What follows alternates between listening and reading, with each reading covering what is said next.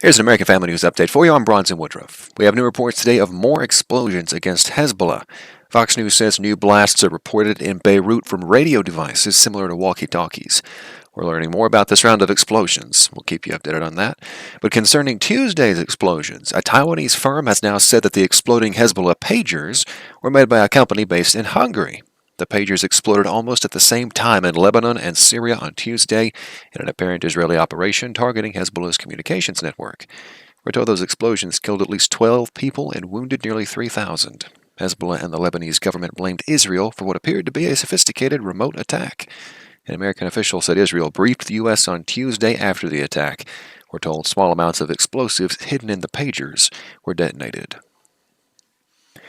The House is scheduled to vote today on a proposal from Speaker Mike Johnson. He links the funding of the federal government for the new budget year with a mandate that states require proof of citizenship when people register to vote.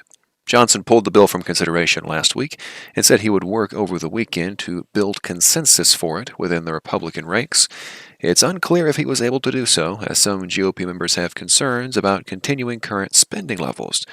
But Johnson said he is determined to hold the vote regardless. Meanwhile, Democrats overwhelmingly oppose the measure. Requiring new voters to provide proof of citizenship has become a leading election year priority for Republicans, raising the specter of non-citizens voting in the U.S. Over in Kentucky, Democratic Governor Andy Beshear banned the use of conversion therapy on minors in the state today. He's calling his executive order a necessary step to protect children.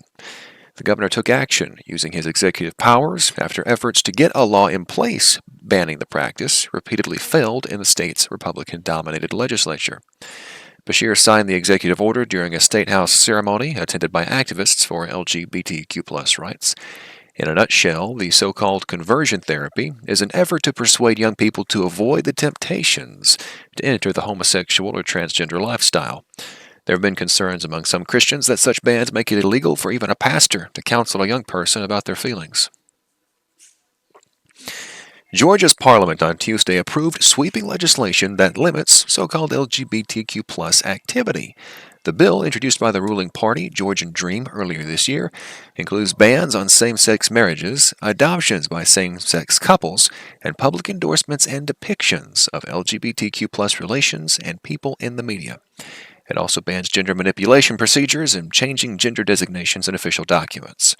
The Orthodox Church wields great influence in Georgia, and demonstrations against the LGBTQ+ community are common.